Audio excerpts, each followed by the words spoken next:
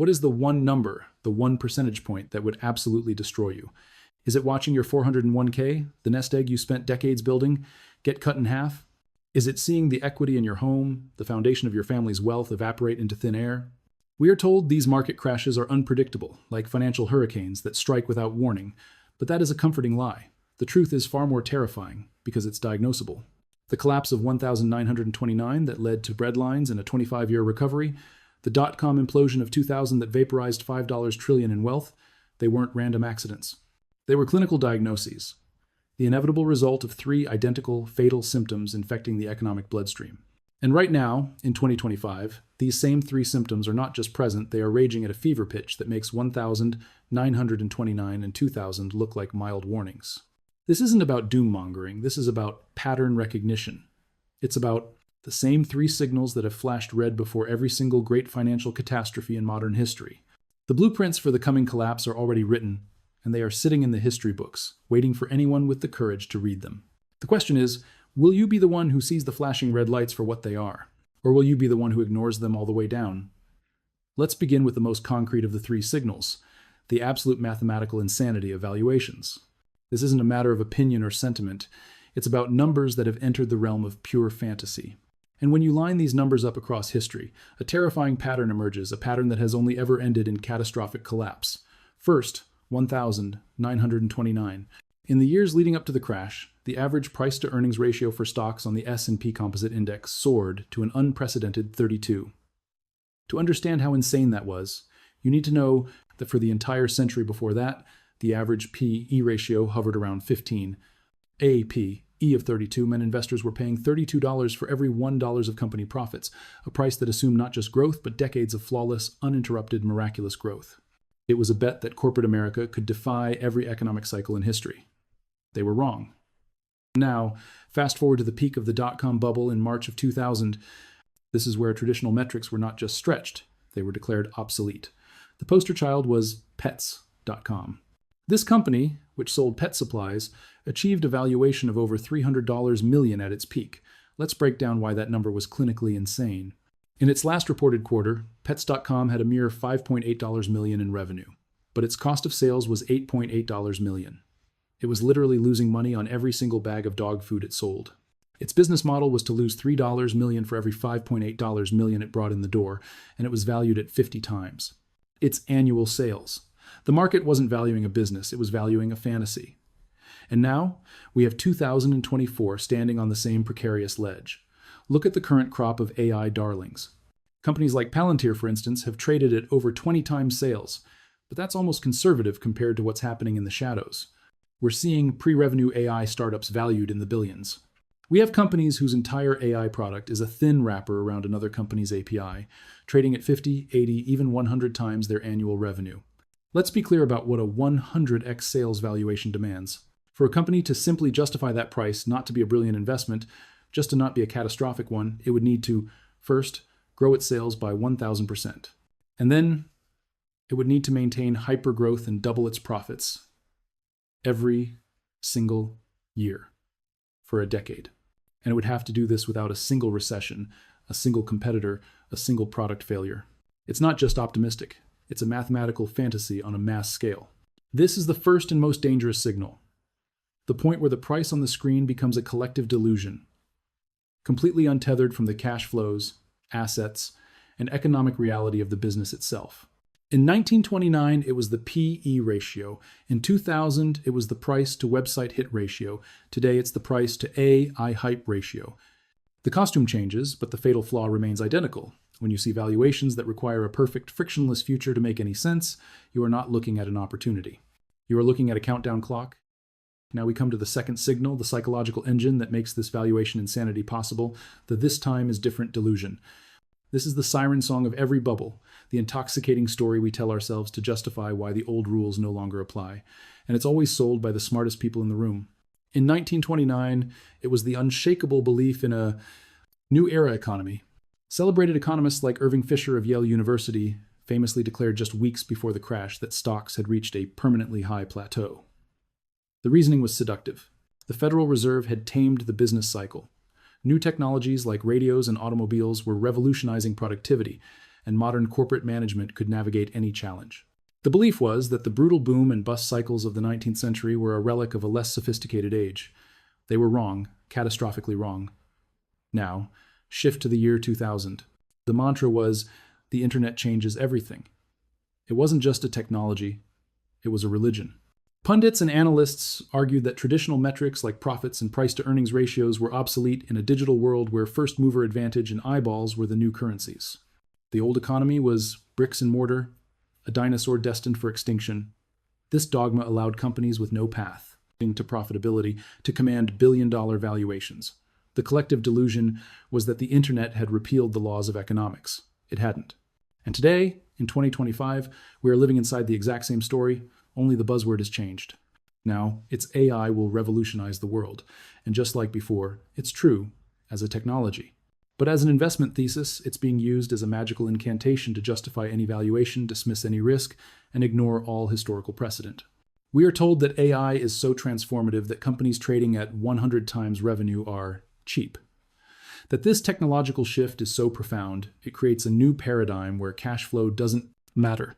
We hear the same empty buzzwords, first mover advantage in the AI space, owning the foundational model, compute as a moat they are the eyeballs and page views of. 2025. This is the most dangerous part of the cycle when a genuine technological breakthrough becomes a cult-like belief system that suspends all critical thinking. It is the mass psychological trigger that allows smart people to make disastrous decisions because they have convinced themselves that they are not speculating, but investing in an inevitable future. The "this time is different" delusion is the poison that makes the valuation insanity taste like nectar, and right now, we are drinking it by the gallon.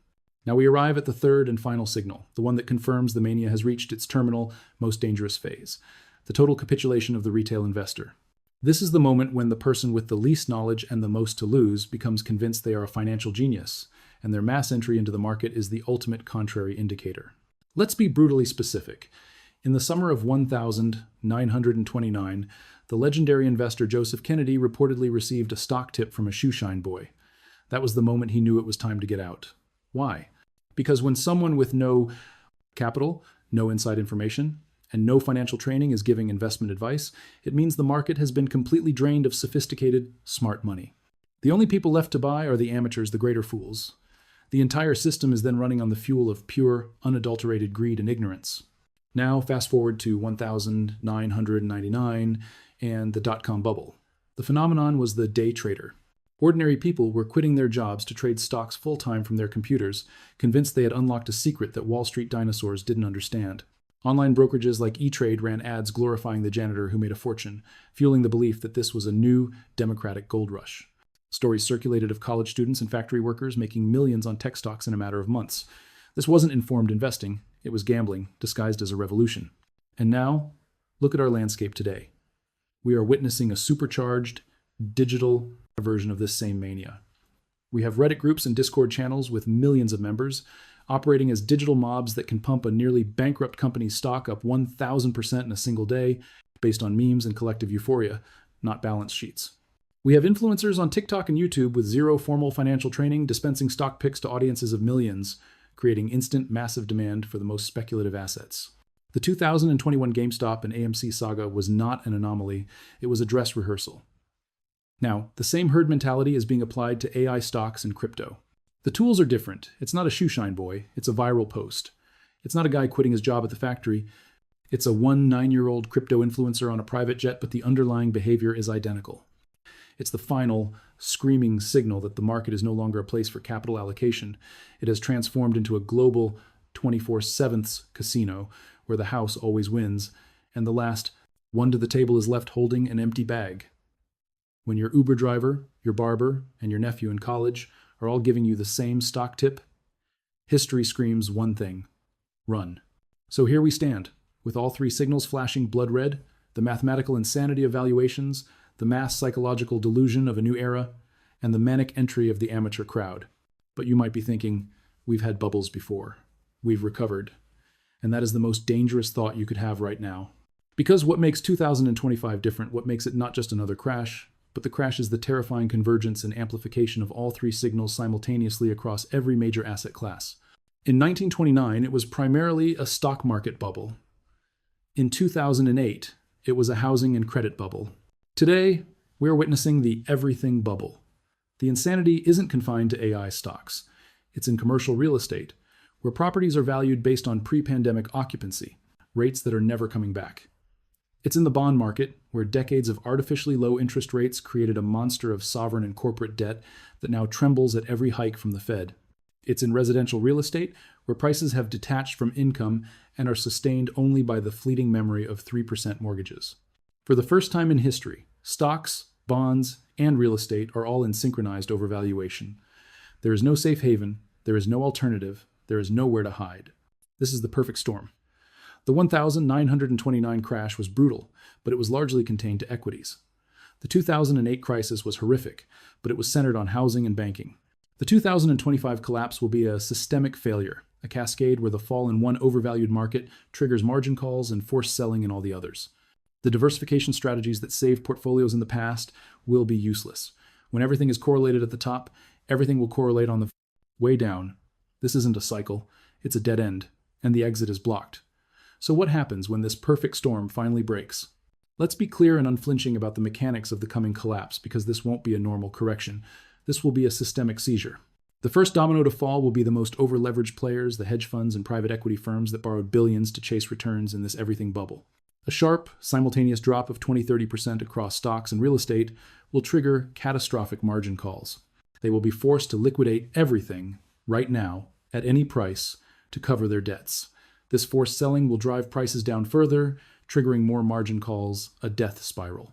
This is what happened in 1929 and 2008, but this time, the leverage is hidden in complex derivatives and private markets, making the entire system more opaque and fragile. Now, you'll remember the old playbook. The Federal Reserve rides to the rescue. They slash interest rates to zero and print trillions of dollars in quantitative easing to flood the system with cash and stop the bleeding. But here's the terrifying reality for 2025. That playbook is now a suicide note. The Fed can't cut rates to zero because if they do, it will supercharge the inflation that they've just spent years fighting, vaporizing the purchasing power of every dollar you hold, and triggering a different, but equally devastating, crisis. They also can't print unlimited money because the national debt is now a $36 trillion anchor around the economy's neck. Injecting more stimulus would cause a catastrophic crisis of confidence in the U.S. dollar itself. And the government? It's fiscally exhausted. Another multi-trillion-dollar bailout is politically impossible and would likely trigger a bond market revolt. The very institutions designed to be the firefighters are now standing in the burning building, holding cans of gasoline. There will be no soft landing. There will be no graceful bailout. There will only be the brutal, unmediated crash of an economic system that has run out of tricks, out of time, and out of oxygen. The safety nets are gone. This is the math of collapse. So where does that leave you? With the cold, hard truth that you cannot stop the storm, but you can absolutely decide not to be standing in the middle of it when it hits. Your entire financial strategy must now shift from one of growth and accumulation to one of preservation and survival. This begins with a ruthless audit of your exposure. Any asset whose value depends on a perfect, unbroken future, the AI stock at 100x sales, the speculative crypto asset, the investment property with a negative cash flow is not an asset. It is a liability disguised as opportunity, and it must be treated as such. Your goal is not to be a hero catching the top. Your goal is to be a survivor with dry powder when the bottom arrives. This means building a fortress balance sheet with a significant allocation to cash and cash-like instruments. Not for growth, but for options, the option to cover emergencies without selling assets at a 70% loss, and the option to buy true wealth when it's being given away for pennies in the ensuing panic. It means critically examining your debt. Any high-interest, variable-rate debt is a noose around your neck in a downturn. It must be eliminated with extreme prejudice. This is also the moment to deleverage your life in every way possible. This isn't about pessimism, it's about pragmatism. The greatest fortunes in history weren't built during the booms. They were built by those who had the capital and the courage to act during the busts. The next 18 months will separate the spectators from the architects of future wealth. The signals are clear. The historical precedent is set. The choice is now yours. Will you be a student of history, or will you become its casualty? At the beginning, I asked you about the one number that would destroy you. The only number that matters now is how many seconds you have left to act. The clock is ticking.